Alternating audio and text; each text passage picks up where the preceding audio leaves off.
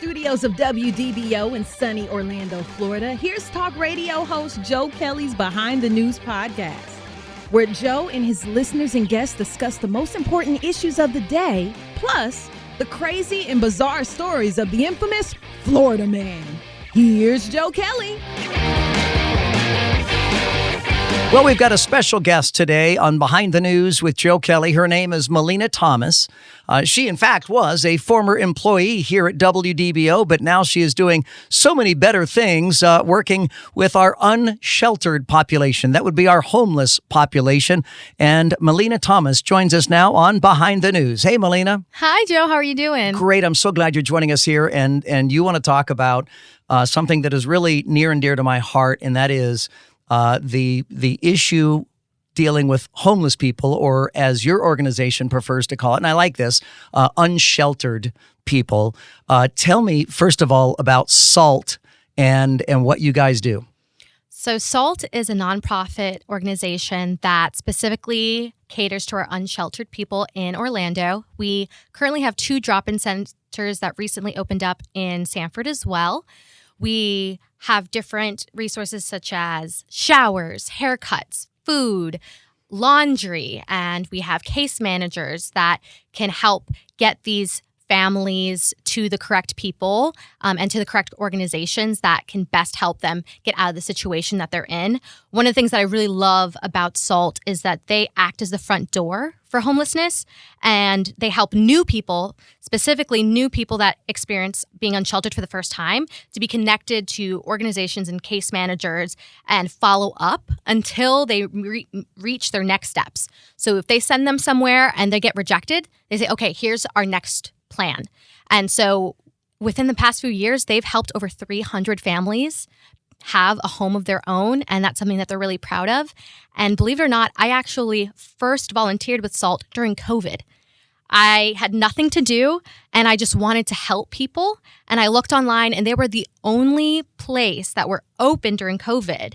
And so I was there in a mask and a t-shirt and shorts, cleaning showers because I wanted something to do. And they knew that there was a need, and they did what they needed to do to make sure that they could help people that needed it at the worst time. I mean, everything was closed. A lot of the shelters were closed, so they needed a nice hot shower. They needed a nice hot meal. So they were able to make it work 2 months after COVID. So that's just incredible. By the way, SALT stands for Service and Love Together, which is the same as their website, serviceandlovetogether.org. And it is SALT as in salt of the earth. And it is a Christian-based organization, which I personally love, the fact that it's a Christian-based organization. But in no uncertain terms, the clients that you help need not be Christian. Yeah, no, it's an open door policy where we serve all, and we see a variety of different types of people, but it's great to see how the pastors can interact with the families, and they're doing God's work. You know, they're sharing the gospel with these people, and a lot of times you need to meet their needs first, and then they can hear how great God is. You know, and I think that's one of the things that they really understand. If you're worried about where your next meal is coming from, if you're worried about where you're going to sleep with your family for the next 7 days, I think it's really hard to hear about Jesus Christ for the first time. Sure. So we're there to meet the needs and then to give the glory to God at the end. Can you give us a big picture of the homeless challenges right here in Orlando today? I mean, I live in the heart of downtown Orlando. So homelessness or unsheltered people are a part of my day-to-day life. There is not a day that goes by in which I don't, in some way, shape, or form, encounter an unsheltered person. So I see it up front every day. But when people live out in the suburbs, they may not see it all the time. I mean, what is our current status? I see tent cities popping up, but I was just in Denver. They've got tent cities popping up there. I mean, there are tent cities in every major city in America right now. Absolutely. And especially since COVID, we've seen an increase, obviously. But when we talk about the people that you see on the street for long periods of time, not the new family that's just come across some hardship, but what I've come to realize is their stories are very traumatic. And it starts all the way from their childhood. And one statistic that I recently found that was just shocking to me is that if a child stays homeless by the time they reach the age of 18, they have a 70% chance of being addicted to drugs, and they have a 60% chance of staying homeless for a very, very long time. So most of the people that you see that have been on the street for a long time, they've been on that street, living on the streets before they were 18. Yeah. And I could tell you story after story about children who have had their parents pass and then move in with an aunt and uncle, and then their aunts and uncles pass. And the school system just doesn't support them or doesn't know about it, because a lot of times there's a lot of shame that comes with that. Sure. And there's a lot of families that they don't know where to go. They don't think that anybody's going to help them. So they just don't say anything, and they figured it out on their own. And when you're figuring it out on your own when you're 14 with a 12-year-old sister, you're in survival mode, and it's very hard to get out of that survival mode. And so to expect, someone to just be able to get out of that and go to college or, get a full-time job when they've been living in an extreme state of stress for so long, I honestly, I can't imagine. I can't imagine what that would do to someone's psyche. I can't imagine what that would do to someone's self-worth, and just physically taxing on the body long term. So the people that you see, sometimes they're the strongest people you would ever meet, because the things that they've endured, the things that they've seen, and the things that they've physically experienced, if you sat down and talked to them for 2 hours, you would be blown away. And that's something that I do. I mean, I know many of the unsheltered people who live in downtown. I know them by their first names. I know their stories. I ask them their stories. I learn about them, and everyone has a tragedy that leads them to homelessness. And sometimes that tragedy is self-inflicted, drug addiction and just bad decision making, followed by more bad decision making. And do you suppose that is why there is some general derision, some hatred of homeless people by society? I mean, sometimes when I mention, downtown, they're like, oh, the homeless people are the worst. And I think they're still people, though. They're still humans. We can't treat them like street garbage. Mm-hmm. Absolutely. And I don't want to not be truthful. Over 60% of the homeless population at some point has been addicted to drugs at some point, or is addicted to drugs. So it is a big issue. However, most of those people have been introduced to drugs at a very young age. And my husband is going to school for physical therapy, and he recently started learning about the depths of what drug addiction really does to you, and how if you're not on drugs, how much pain your body actually feels when you're not high. It's not just a, hey, I want to be drunk, I want to be high. It's, if I don't get high right now, I feel like I'm dying. So it's not an easy fix, and obviously that's why we have rehab facilities and we have all of these resources out there.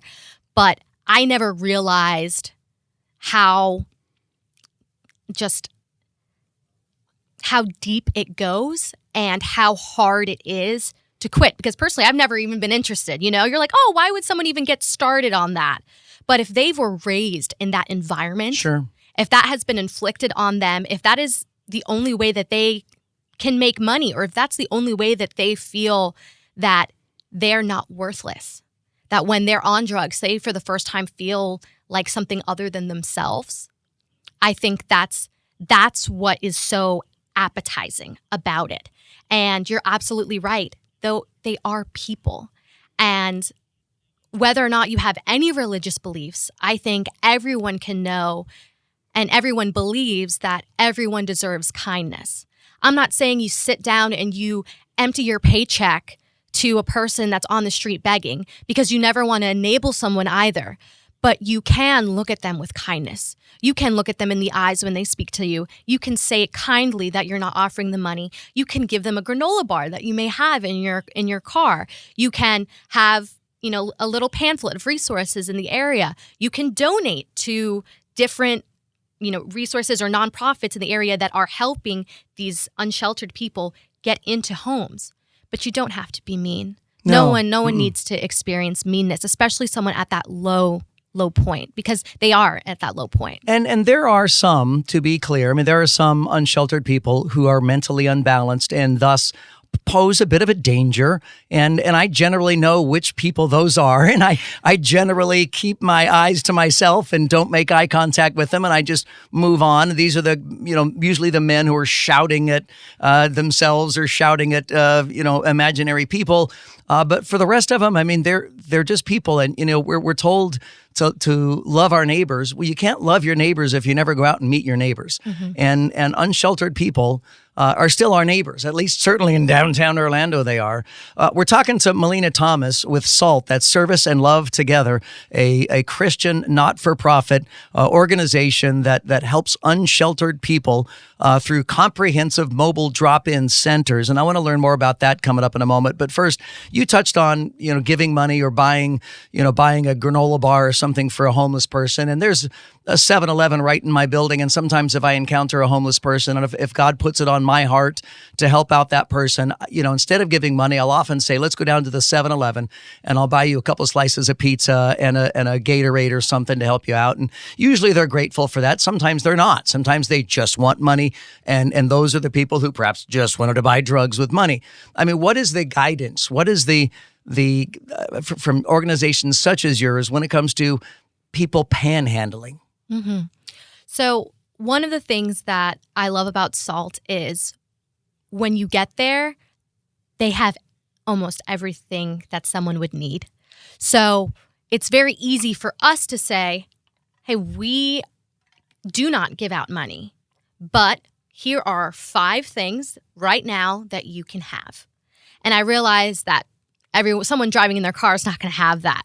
One of the things that I love doing is having, I just call them thank you bags. And they're just bags with a little water bottle, a granola bar, a protein, snack.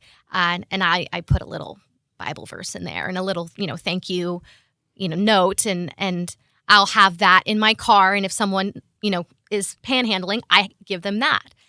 Has someone said, no, I want money? Yes. And then I have that boundary and I say, well, this is all I have. If you'd like this, you can have it, but this is all I can offer you. And I don't say it mean. I don't, put on a snarky tone. I don't look at them any differently. I know that that person has a story that if I were to go through, I don't know if I would have been that golden child that overcame everything and still became what I am today. So I'm not going to assume that that person is any less than or less deserving than I am. Talking to Melina Thomas from SALT, serviceandlovetogether.org is the website. How can we help? How can our listeners help fight the challenges and problems of unsheltered people? So I would say 2 things. One is the obvious. You can always donate to different nonprofits in the area. SALT, obviously, I think is a great organization doing really great work. We have a gala coming up in April where you can attend, and we have different baskets that you can bid on, and those proceeds will go back into doing great work. But also being aware. So a lot of people don't know, for example, the public school systems, most of them, especially in Seminole County, they have resources for families that experience first-time homelessness. And they have it on their website, their Seminole County Public School website. If you're experiencing homelessness for the first time, you're probably not going to think, let me go on my child's public school system website to see what I can do. And a lot of times, they're afraid that if they come forward, that their child is going to be taken away from them. Know that Seminole County will not do that. That sense of fear oftentimes prolongs the amount of time that they could be getting help and being put back into a home. So if you're aware of these resources, and let's say you notice a friend or a friend of a friend, or your child comes to you and says, hey, there's this kid that I've noticed for the past 5 days, he hasn't been eating lunch. A flag should go up in your head and say, okay, maybe there's something going on. And let me talk to my child. Let me talk to my coworker. Let me talk to my neighbor about different things that child or that person can go to get help. So education is key. And understanding that there's going to be fear. If you can give someone options that fear is going to de-escalate. And so I think every person should know different options when it comes to homelessness, when it comes to drug addiction, when it comes to even financial burdens, so that they can be that. I'm not saying you take them from step A to step Z, but you can say, hey, I can take you to B, and then these people can help you get all the way there. And SALT has those resources. 100%, yes. I mentioned I was in Denver last week, and that's where I lost my voice. But I was curious to see in Denver, they had a whole bunch of parking meters, if you will, that were dedicated to the homeless. So they weren't parking spaces, but they were parking meters, and all money collected went to their local homeless facility, shelter, whatever it is. One wonders if something like that would be helpful here in Orlando. Yeah, I think that would be great. I think a lot of times people, for good reason, if you donate money somewhere, whether it be to a church, whether it be to a nonprofit or school, you want to know that your money is getting used for good things. Yeah. And I think that's absolutely valid. So doing research on where your money goes is not a bad thing. Checking in on the nonprofits you donate to see kind of what the work they do, absolutely acceptable. I think that if I was giving, thousands of dollars or hundreds of dollars, and when I do donate, I try to make sure that this isn't just going to go to making signs or to an event. This is going to put food on someone's table. This is going to pay for a wash that someone really needs. And I think having those meters, but also having the information behind it saying, hey, this is where your money's going to go this week or next month, I think that would be awesome. What else do our listeners need to know about SALT?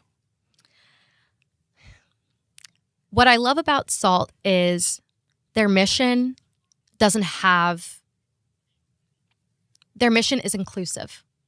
I remember one of the days I went to volunteer, we had an Adventist, we had a Baptist, we had an atheist, we had 5 people from the local mosque come, and we were all there together just serving and loving on people. And I think having a place like that doesn't care what you look like, where you come from, what you believe, as long as you believe in helping the person in front of you, is beautiful. And knowing that this is a Christian organization that says the love of God is for all, and all we can do is love, and all we can do is make that change, make that difference, I think is more powerful than anything else. So SALT is different because SALT is really for everyone, and it brings everyone together. And I wouldn't be who I am today without seeing the lives be impacted in the way, and the families and the children. And they've gone above and beyond any nonprofit that I've seen doing work for the unsheltered community, because they see a need and they say, okay, we don't have the resources yet, but we're going to fix it, and we're going to find a way to fix it. Instead of just staying in what they have, what they do, they're always looking for ways to expand. And I think that's just a beautiful thing. I really thought I was going to be able to follow that up with something poignant and thoughtful, but honestly, you have captured all the poignance and thoughtfulness in your statement there.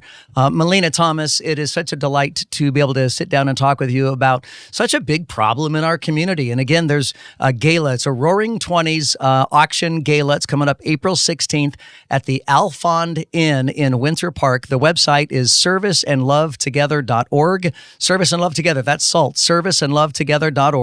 And Melina Thomas is with SALT Outreach, Inc.